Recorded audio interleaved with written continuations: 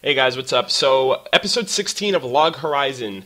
It was a good episode for me personally. I didn't think it was anything over the top. It was basically a setup episode for events that are going to be leading up in the next few episodes regarding the Goblin King, regarding, defending the people of the land, and inevitable boss battle maybe with the adventurers versus the Goblin army. So, this episode was really great. I liked the beginning part, those fish monsters coming out of the water, pretty much swarming the adventurers, the little summer party group on the beach, and everyone's in disarray. Everyone's disconnected as well. You have some people fleeing into the forest, like Naotsugu and Nayanta. People are recruiting back to Akihabara, like the Crescent Moon Alliance. You have Shiro still at the castle with the people, with the High Lord and the people, the nobility of the people of the land.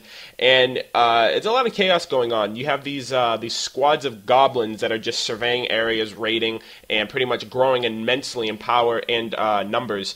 And this is all bent around the return of the Goblin King event that we find out in this episode from Shiro, which is pretty much a timed event. This event's been going along since the game's been out periodically, and due to the apocalypse, people haven't been taking quests from NPCs, they haven't been raiding, they haven't been, going out of their way and stuff. They've just been trying to, settle down in this new life that they have to live in. And due to this timed event being up, a Goblin King is going to be crowned, and due to that, all of these neighboring tribes of demi-humans are going to unite under one rule. Now, as we know, these monsters aren't that high level, they're level 20 and 30, but when you're ranging in the 10,000 mark, and even presumably more than that, you're definitely going to have a bit of trouble for you, because there's strength in numbers. Overwhelming forces can, overcome anything at that point. And I'm not necessarily sure, but I think once they're united, they grow stronger in level and power as well under a crowned king. I'm really excited to see how this is going to work, because from about this anime, we've had bits and pieces of action. You had the beginning episodes, you had that Demikos guy, you had, you had like the dungeons with Toya Minori and stuff, but nothing to this epic scale. And I feel like this is going to be growing more in the whole concept of, we have, like the last few episodes, we were dealt about, the world fractions and how demi-humans are somewhat of a reason why Apocalypse might have been happening, or reasons why the game's functioning the way it is.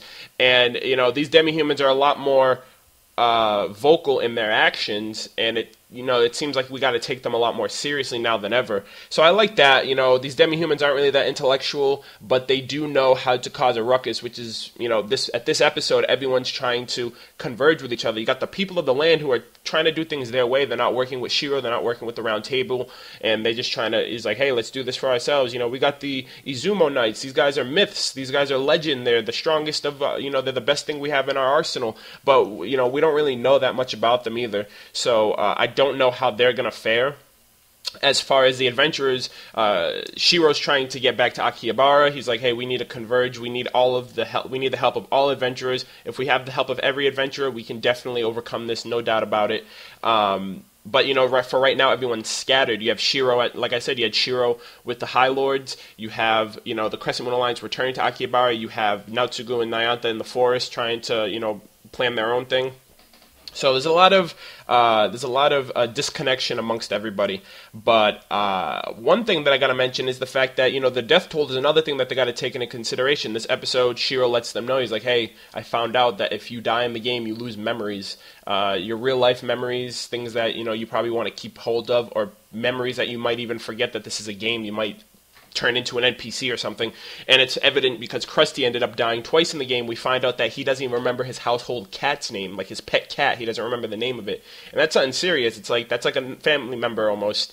But from everything in this episode, I really did enjoy it. Towards the end of the episode, we got a bit of raiding from goblins, and it's evident that Toya and Minori want to save these NPCs, even though they don't want necessarily anything to do with adventurers. It seems as though Isuzu is very, not clingy in a way, but very, what's the word I'm looking for? She definitely cares a lot about Rudy, because Rudy's agreeing, and she's like, no, don't do that, don't listen to them. I feel like she's grown very fond of him to the point where she wants to just make sure he's safe and protected, and she just cares about him a lot now.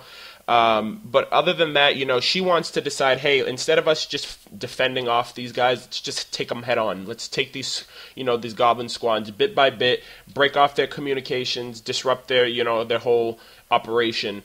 And I think that's very admirable of her. I feel like that's great character development. She definitely stepped up a lot in this episode, and that's one thing that I love more than anything. Toei Minori's development as members of Log Horizon, as adventurers, growing in strength, growing in, friendships and power, and definitely these hard decision-making things that they're doing right now.